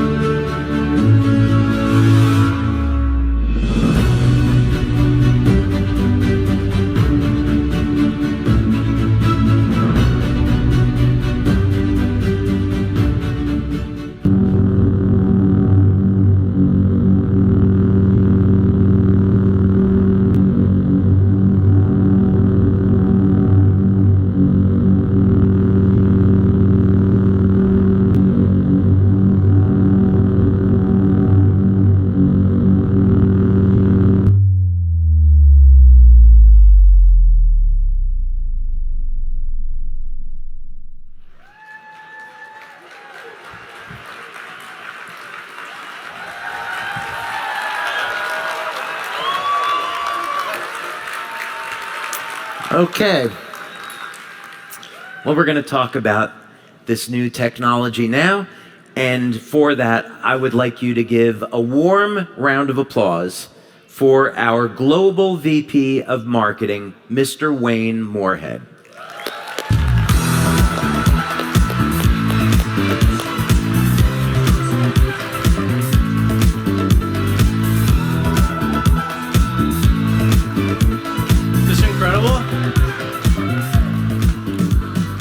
David, the excitement and anticipation around this launch has been coming for a while and is truly incredible. And what's even more incredible are the results that you've seen in the studies and that we've started to hear from people as they've also started to try the water as well.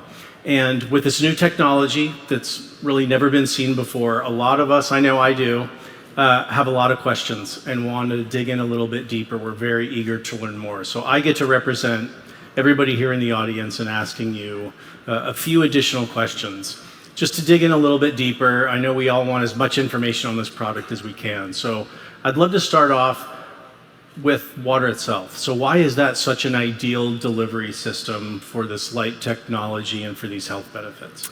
Yeah, so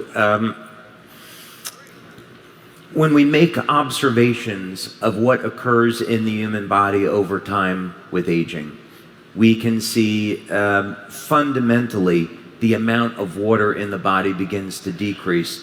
But we understand that, but do we really understand the impact of what's going on there? We can look at it from a biochemistry perspective in the sense that this will lead to a decline in energy. And so by the age of 50, people start to feel the impact. They'll gain more body weight, lose muscle mass, lose bone density. They're tired and fatigued. All of this stems from initially a reduction in water. A reason for this that I think is overlooked is the mechanism is that as the cells begin to shrink, the electrical charge around the cell begins to decline. So we think of, let's say, going from a basketball going down to a baseball. Not quite like that, but you can visualize it. So around the outside and the inside of the cell, you have electrolytes that maintain an electrical charge. And when the cells divide, and this is the part that's overlooked, when the cells divide, that electrical charge is shunted to the DNA and is used to drive, it creates an electromagnetic pulse, and it's used to drive DNA replication.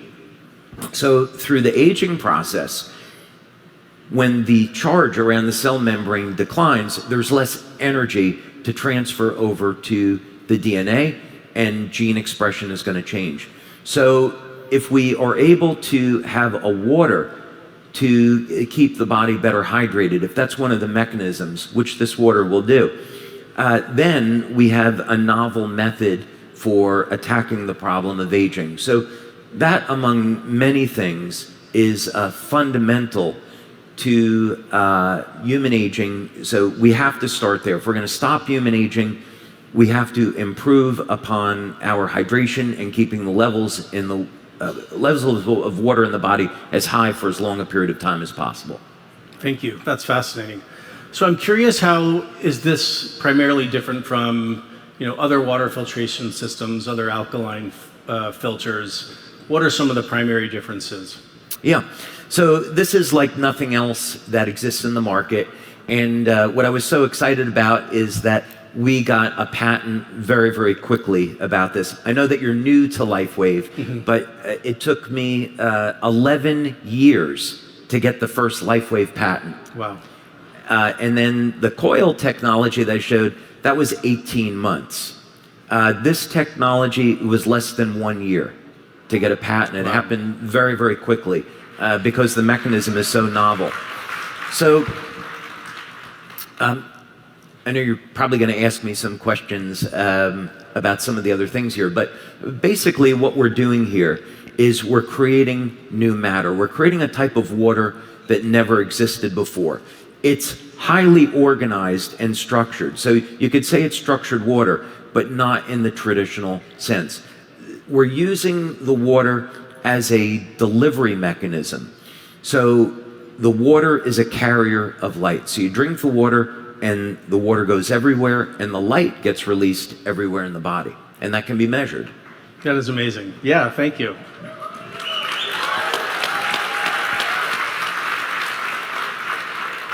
So can you share a little bit about what's under the hood? Can you talk about the process that the water goes through, the different stages a little bit?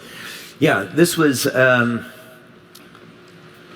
really fun working with, we had 2 different teams of engineers, actually 3. So we had an internal team of engineers and we had 2 separate companies that we had hired to take the initial prototype that I had built and then convert it into something, that would look nice and sit on someone's counter.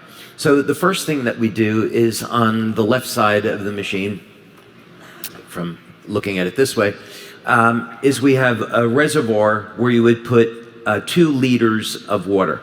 Now you can put tap water into this. If you want to put clean water into it, you want to put any special water, spring water, deuterium depleted water, what have you, you can put any type of water into this.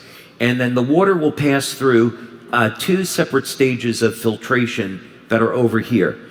Now it took about 8 to 9 months for us just to develop the first water stage. We had gone to a number of companies that specialized in water filtration, but the first stage was the most important. So we wanted to be able to eliminate heavy metals, microplastics, PFOS, PFOAs, the forever chemicals. Incredible. This had to be the best filter that you could get. And so it took forever to find a company to work with, but we finally found it.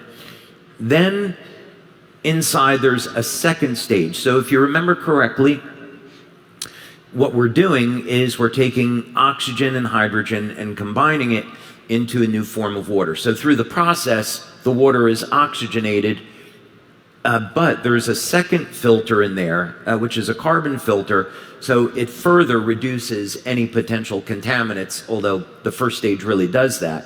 But the second stage will also put additional hydrogen into the water. So this is not a hydrogenated water product. We're putting in hydrogen because we want to combine it with the oxygen to form this new species.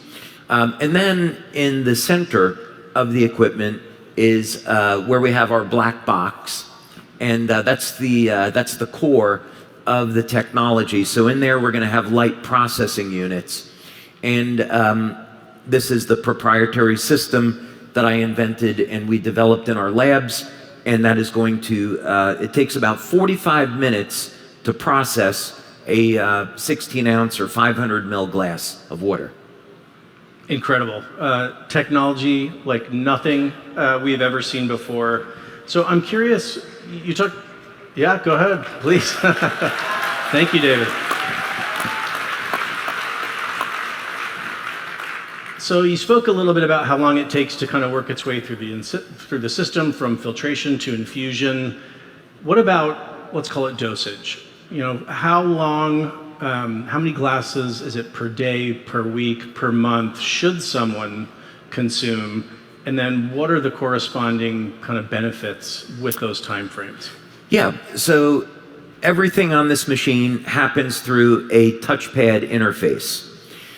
And so you just simply, the screen is going to give you feedback as far as, is it processing water, when do you need to change the filter, and so forth. And when you want to dispense, you just simply press the button, and this machine will process 2 glasses of water at a time. And then it's another 45-minute cycle, and then you have another glass. So whenever you're ready to drink the water, you'll just dispense it, and then off you go. Now, when we did our studies, it was all based on only drinking 1 glass per day. And actually, when we first started the studies, this was something I was very concerned about, because I thought, well, maybe you only have to drink like 100 or 200 mils, like a quarter of a glass or half a glass of water to get the benefits. So you don't have to think in terms of that you have to drink 8 glasses a day of this water. Really, I think what we're finding is that 1 glass is enough. Incredible.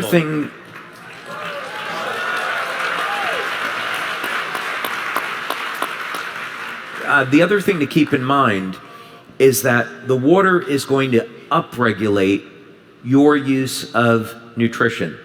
So it's going to regulate your need for vitamins, minerals, amino acids. So if you really want to get essential fatty acids, so you want to get the best benefits of this water, you want to be having a healthy diet and maybe even supplement.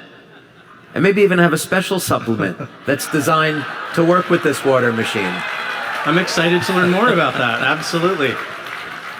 So I know, we start to feel the benefits so quickly. What about over time? Is there a compounding effect that as someone takes it over weeks and months, that it has even this kind of optimization effect with that?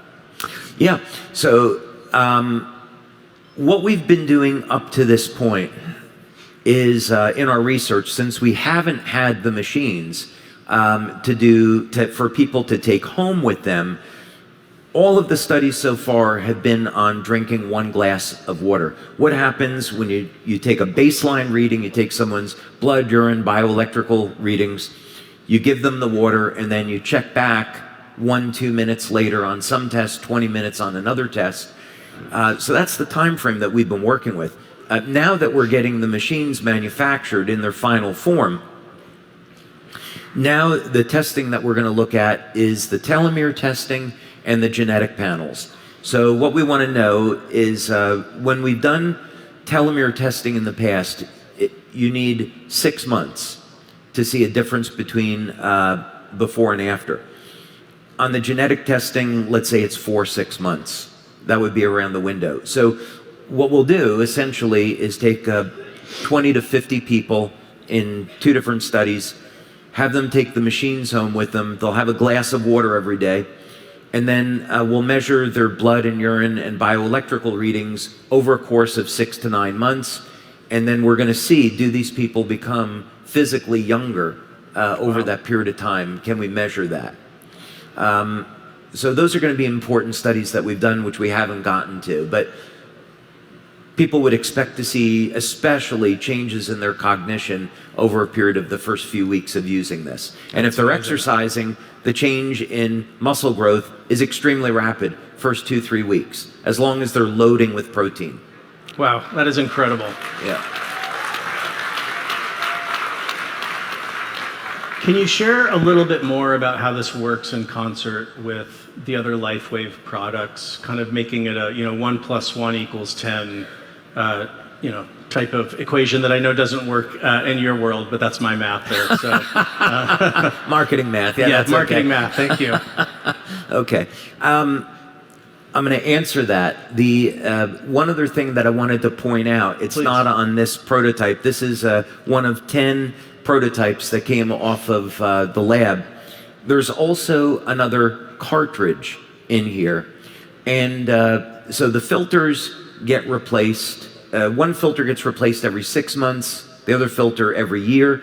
But we have a cartridge where you can take a special type of supplement. I'm just getting a patent on this now. But you take a special type of supplement and you add it into the water, and it actually intensifies the effect. And you can get the water to go to specific parts of your body. That's incredible. But that's a story for a different day. No, that's amazing. So, yeah, for years, one of the things that we've done is we recommended to people stay hydrated. So when we look at the scientific literature, and this is going back 20 years, one of the things that we see is that when people are in pain, part of it is a function of dehydration, part of it is a function of mitochondrial dysfunction, and another part is a deficiency in electrolytes like magnesium and potassium. So one of the things that our LifeWave community would do is they would give people a glass of water before applying patches, and what we would find is that the demos they were doing on pain relief would improve in people that were dehydrated. Now, you don't have to do that, because we find over 90% of the people that use the patches, they get pain relief. But when you have someone that's dehydrated, they won't respond to the patches, you give them a glass of water and the results improve. So we need water to manufacture energy and have flow of energy through the body, and that drives everything else. When you have a water that itself contains energy, it's a game changer because it makes every other patch we have work better. It's like a turbocharger for the patches. That's I can amazing. say that. Yeah, I love how it works so perfectly with all of the other products and actually maximizes the benefit. I think that's incredible. So what are the benefits that you're most excited about? I know you went into some of the, the muscle loss, cognitive, anti-aging. What are some of the ones that you're most excited about? Have you ever seen an Italian age? When I was growing up, I'm half German, half Italian. There's some Irish in there somewhere. And I had all of these old Italian relatives, and all of them became overweight. My grandfather developed diabetes, Parkinson's disease, and it was a horrible thing to watch. So I think that's part of the thing that's inspired me and driven me to want to stop human aging. So I think the thing that's most exciting to me about this is that our research is showing that this is a legitimate path to stopping human aging. Wow. Every other benefit that you would want as a human being stems from that. Incredible. So speaking of the other benefits, what might determine whether someone experiences one benefit over another? Does it have to do with maybe deficiencies, or other aspects of lifestyle? What might determine whether someone's going to feel, it's more energy or the cognitive impacts or some of these others? Yeah, I mean, some of the benefits are going to be universal, and then other benefits will depend on a person's age. Are they taking any type of pharmaceutical drugs that are generally impairing their health? Do they have a pre-existing medical condition? What is their diet like? Just the same rules would apply as what we would say, well, what experience are you going to have with the patches? Sure. So it would be the same type of thing. So it would really be an opportunity for people to look at their life and say, okay, well, maybe it's time to clean up my diet. Maybe I should supplement in some places where I might be deficient. I should start an exercise program, or at least, walk regularly, get my body moving, get proper sleep. All of these things are going to support our overall health. So when we add a technology like this, we can expect the best benefits. Absolutely. And I love that. Yeah, go ahead. That's fine. I love what you just said. It seems like this is a catalyst on an individual and personal level for us to make other changes as well. We know, we want to optimize the benefits of this product, of the patches, of the others. And that's going to help us then and really motivate us to supplement and exercise and diet, that it has all these lifestyle implications. So we've talked a lot about the overall health benefits, kind of the bio benefits. I'm curious, can you share a little bit about the business benefit? How you see this fitting in the portfolio of all of the other incredible LifeWave products, and how it helps share LifeWave with more people around the world? So this is a statement of LifeWave migrating from being a patch company to a technology company. And this is just the beginning. I think what I would like our community to understand is that this is the first product that's coming out of this technology. And there's other applications for the technology that we haven't talked about today. So this is going to be the embodiment where the wavelengths of light are triggering regenerative mechanisms in the body. But if we could have a technology where we could get light to go in our body and go to different places, what would that potentially mean? If we could have energy that would regenerate the heart or the kidneys or the liver, that would be incredible. We could get different cosmetic benefits from this process. And so, of course, I have a number of applications in mind that I'm not sharing right at the moment. But I think what would be important for all of our partners to know is that we have 7 years of product launches planned based off of this technology.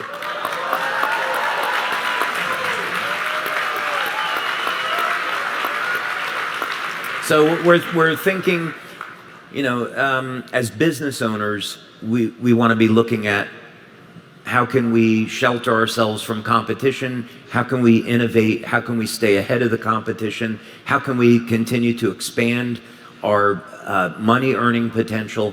And so we're thinking very far out into the future now in our planning on this. And every one of these applications for this technology is cutting edge, and it doesn't exist today. So we're going to continue to have new and innovative things with phenomenal benefits, and you can't get it any other place but LifeWave. Amazing.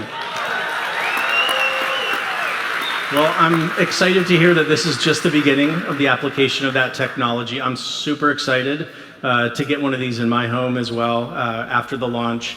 And David, I just want to thank you for developing this technology, for bringing it to the world, and for allowing us to help share it with everybody. Thank you so much. Thank you, Wayne. Thank you. Appreciate really it. a pleasure. Thank you. Thank you very much. Thank you.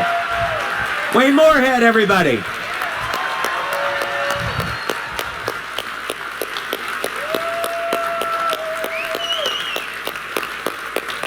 Thank you.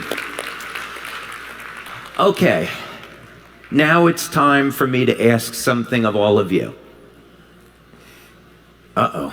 Boy, it's dead silent. Don't be nervous. This isn't a bad thing.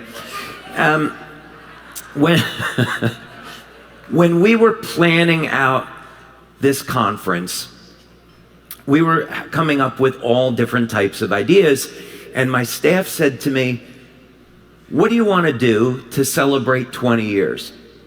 That's a big question. So I thought about it, and the first thing that came to mind was, I want to watch Star Trek with our brand partners.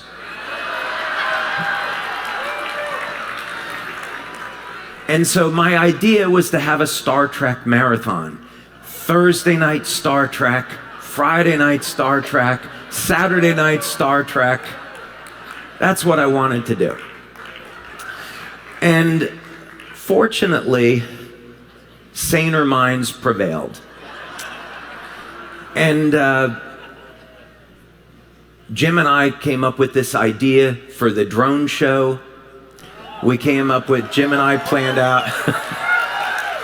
A round of applause for Jim Caldwell, please. That was phenomenal, wasn't it?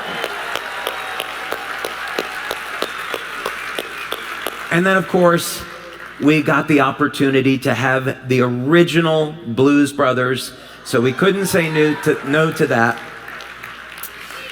And if you haven't guessed, we have an amazing performer coming in on Saturday night. Not going to say who it is. You better show up. And we needed to give you guys tonight off so you can spend time with your teams. So no Star Trek. So I thought, okay, I need to compromise a little bit here. We could watch an entire episode together, right? But then we had all these amazing speakers. We had to show the water machine. We've got more surprises coming. No Star Trek. So we found a way to fit in 4 minutes of Star Trek. So I picked one clip from the original series with William Shatner, Leonard Nimoy, DeForest Kelley, Jimmy Doohan. I picked one clip. It's an episode called The Doomsday Machine. It's a really fun episode. So for our 20th anniversary, if you would indulge me, let's watch this clip from Star Trek together. Thank you.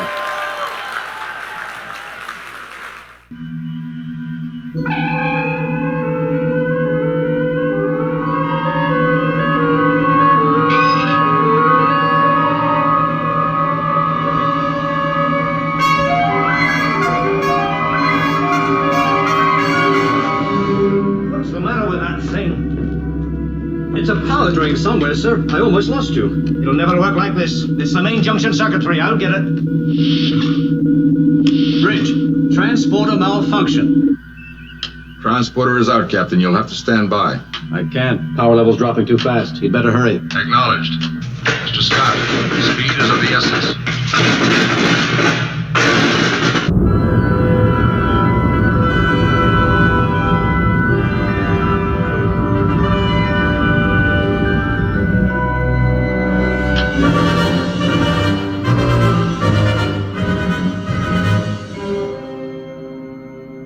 He's 2,000 miles from the planet, Joanne. Closing fast.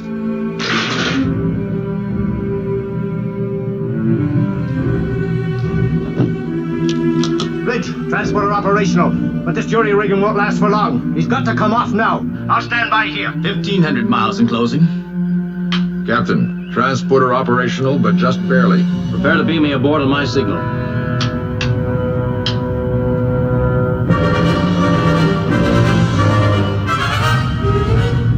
Miles in closing. Transporter, stand by. Steady by, sir.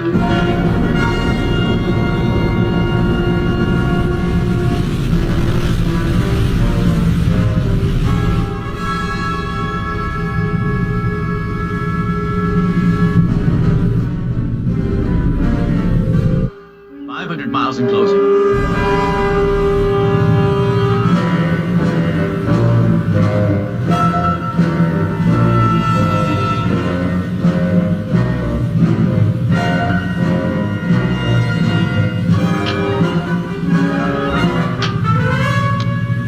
Beam me aboard.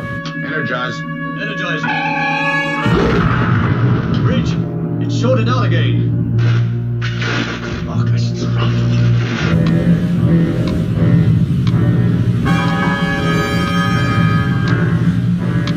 Gentlemen, beam me aboard. We can't, Captain. Transporter is out again. Mr. Scott, 20 seconds to detonation.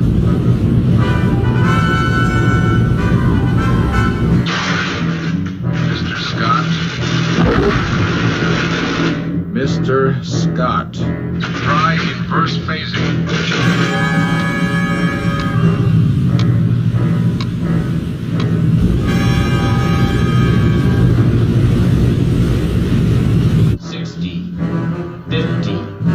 13. Gentlemen, I suggest you beam me aboard. 10, 9, 8. Mr. Scott. 6. Fire now, Mr. Kyle. 5, 4.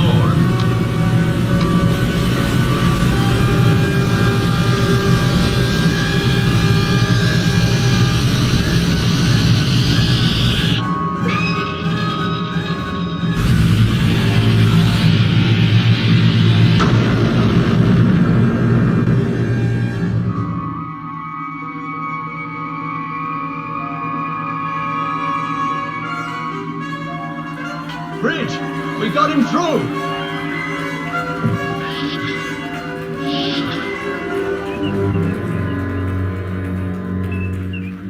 Energy output 0.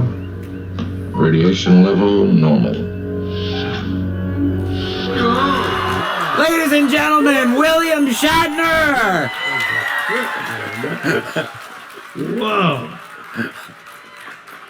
Hi, everybody. Good morning to you. Well, here I am. The latest innovation. It's not water. It's not paint patches. It's I've beamed in. What could be more advanced than I've left some mitochondria back there, but I'll pick it up when I beam out. We're going to try to get you some mitochondria, Bill, but they love you here, and thank you so much for being here with us today on our 20th anniversary. What a privilege. Well, it's a privilege. It's a privilege of mine. I beam out and beam in wherever I can, of course. Those pictures are, I don't know, 60 years old. So here I am 60 years later, still beaming in and beaming out. You know, when we spoke last, you said something to me that was absolutely incredible, that is so relevant to our entrepreneurs. And it was how when you were first getting started, the only possibility for your life was to be an actor. What you said was so beautiful. Well, then say it. They'd rather have you say it. Well, then say it. I must have said something along the line that I never considered any other profession. I was 6 years old and had a camp play, and things they wrote for me to say made the audience cry. And my father picked me up and said, "This is my boy Bill." And at 6, to look out to audience, and my God, I made them cry, and my father loves me. And so I never thought of anything else but being an actor. It never occurred to me to do anything else. That's a gift and probably a curse as well. Well, yes, that's exactly what you said. It was in the context of you had gotten off of Star Trek in the 60s, and some people thought you would be typecast and you wouldn't be able to get another role. And I asked you, how did you get through those difficult times? Did you ever think about giving up on acting? Yeah. Well, there was a time when people who were popular in television series, when the series was over, the people who cast and hired must have thought that's enough of that for a while. So, it took 2-3 years for you to get to attach yourself to that popularity. As it turns out, they were wrong, and an actor by the name of Steve McQueen was in the series, and he went right into big movies, and they suddenly everybody thought, oh, well, you can go right into big movies. So that idea waned and left us. When I finished Star Trek, I put together theatrical productions and toured in theatrical productions of one thing or another, and made my way along. And finally, I was involved in television and television series, and of course, other movies. But the idea of giving up never occurred to me. And that may be stupid and not resilient, because so many people in so many professions, but particularly I'm aware of actors in show business, go through a period in their lives. You know that book called Passages that was written, and you have your dreams when you're 20 and you affect the dreams when you're 30, and you go through passages. Well, it occurred to me that actors, with all that dreams of the 20, not many actors can fulfill themselves of what their dreams are. There isn't room and there isn't talent, I guess. So when do you make that decision to stop being what you're doing and try being a dishwasher or something else? The tragedy of holding on too long is equal to the tragedy of letting go too soon. And what the formula is as to when to do what, that's a personal choice, and nobody knows the answer to that. So you had this beautiful thing to say about people's lives are music being written, their story is being written, and certainly as you look back on your career, you've become iconic and you've accomplished so much in your life. And you look at this like a song being written or a book being written. Well, I do. I have professed the idea, not an original one, but something that makes a great deal of sense to me, is that we're writing our book of life. We are living and writing our book of life. My appearance here this morning and learning about that water, and I know a great deal about hydration, because if I don't hydrate enough, you feel weak and dizzy, and then just some water, some water re-energizes you, and you realize your body works on certain principles. These are the things you learn as you go along, and And when to know what's valid for you and what's not valid for you is a personal choice. For example, that water machine sounds like a great idea. I'm fully cognizant of hydration. I have felt the weakness of lack of hydration.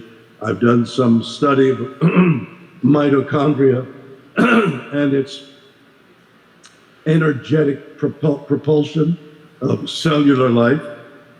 I'm acquainted with all that and try and lead my life with that knowledge.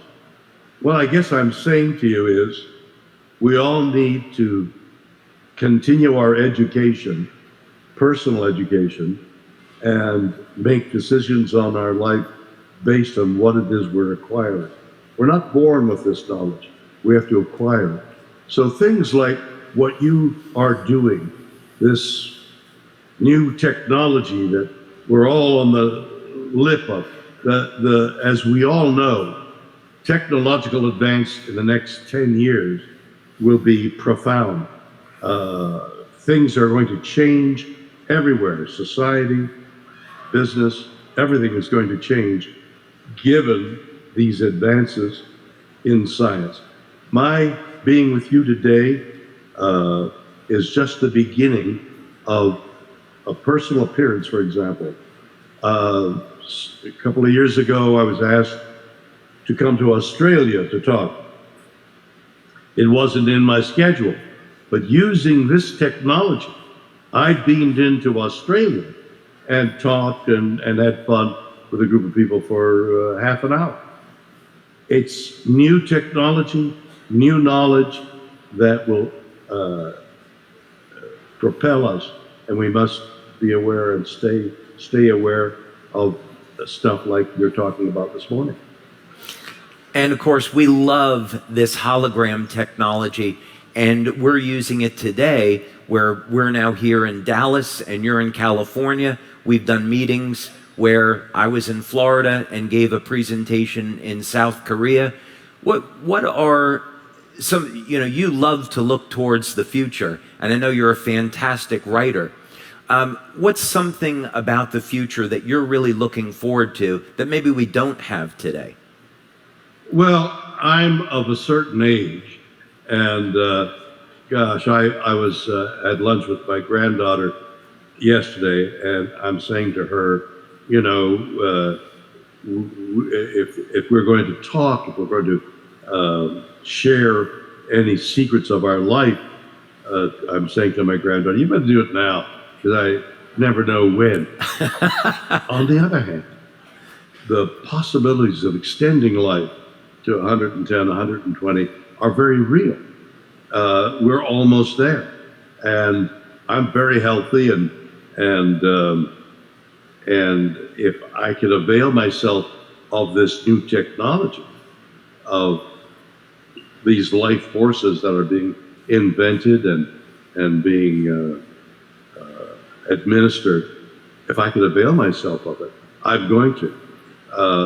So I'm deeply involved in companies like yours and like this, because it's the future and it's tantalizingly there.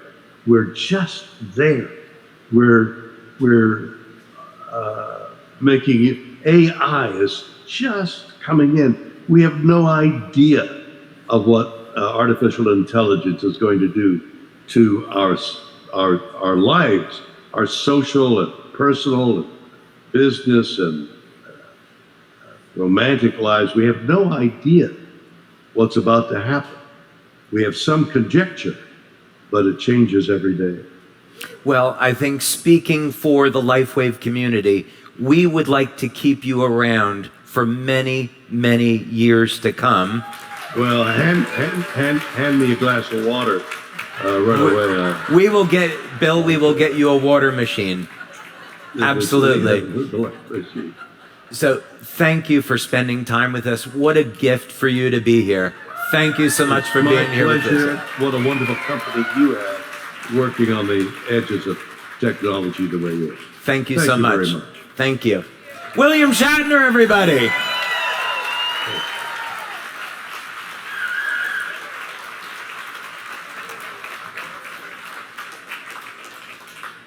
I don't know if I thought he was going to beam out. Ah, there he goes. Okay. Not quite as dramatic as, there were so many questions. We had a limited amount of time. There were so many questions that I wanted to ask him that I didn't get a chance to ask.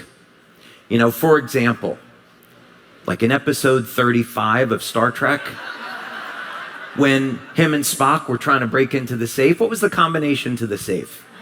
I really wanted to know that. When he was T.J. Hooker, he went from being the captain of a starship to driving a police car. So I wanted to know, what did that feel like? Did it feel like being demoted? I don't know. These are questions I will never have answered.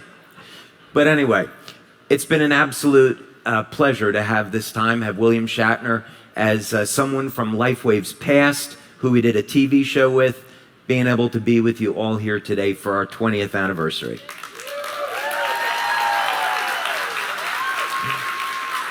So we're going to take some announcements now, and then we'll take a break for lunch and come back in the afternoon. We have some more big surprises for you.